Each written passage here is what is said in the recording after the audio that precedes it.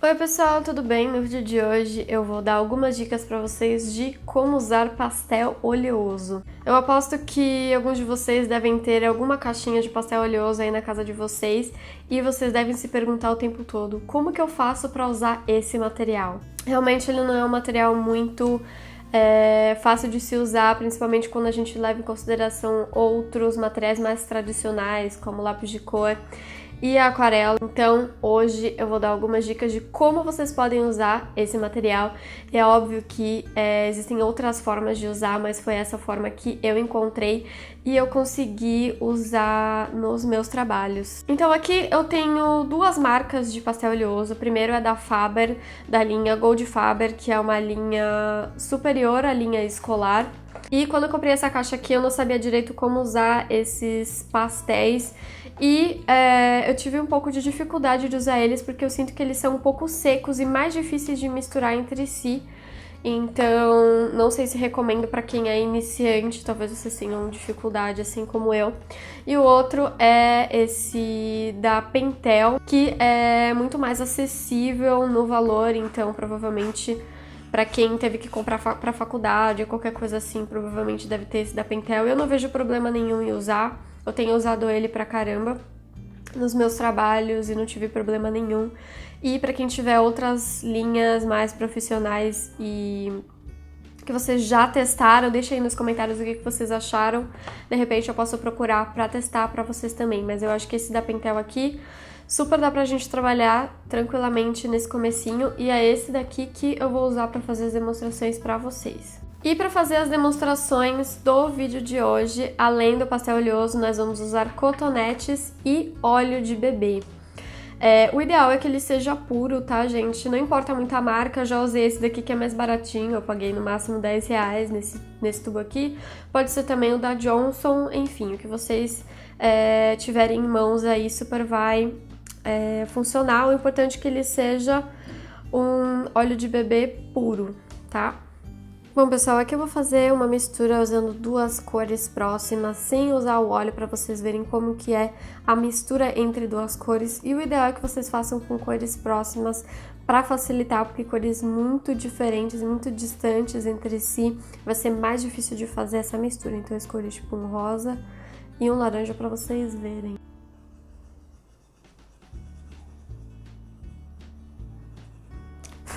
Aqui eu tô usando um papel canson, tá, de 200 gramas, porque eu acho que a textura dele é mediana. Quanto mais texturado for o papel, mais marcado ele vai ficar. Então aí depende do resultado que vocês estão buscando. Mas vocês podem ver que com o próprio giz dá pra gente meio que forçar a mistura aqui.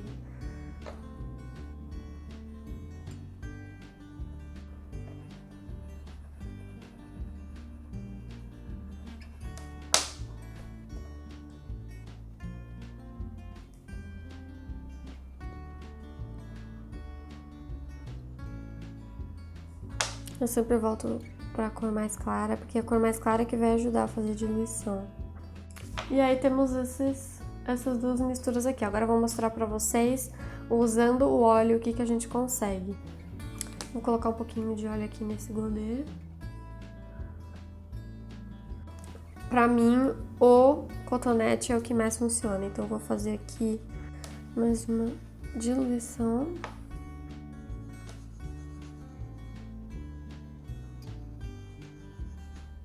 E aí vou usar o cotonete mergulhado aqui no óleo. E vocês vão perceber que o óleo, ele vai meio que derretendo o pastel oleoso e vocês vão conseguir fazer uma cobertura melhor usando o óleo e fica muito mais homogêneo o efeito. E vocês também podem construir camadas usando o óleo, porque como ele é o veículo, né, do pastel oleoso, ele vai derreter e você sempre pode sobrepor. Pelo menos esses pastéis da Pentel eu consigo fazer isso. Ele perde um pouquinho a cor, assim, não fica tão vibrante quando a gente mistura, porque parte do pigmento ficou aqui. mas a gente sempre pode construir as camadas por cima. Isso daqui é legal para fazer tipo um fundo mais homogêneo, por exemplo. Agora eu vou usar aqui um marrom com um azul.